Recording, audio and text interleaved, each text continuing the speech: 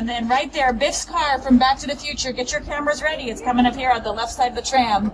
We got the Cobra kit car from Knight Rider, the Magnum PI Ferrari. Back to the Future car minus the manure, thank goodness.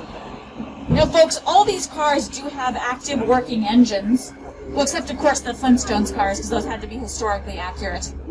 Just kidding, they have golf cart engines. And I can't talk about cars in the movies without talking about the Fast and the Furious franchise. How about the Jurassic World franchise? Everybody see the gyrosphere, the blue gyrosphere out the left side of the tram? What's the gyrosphere missing? Does anyone notice it? What's missing around the gyrosphere? The glass that surrounds it. Here's the thing with glass. It's terrifying to filmmakers because it reflects the camera. Can you imagine seeing a close-up shot of a T-Rex and seeing the reflection of the camera guy, Hank, in the shot? It would never work. So we add that glass in post-production.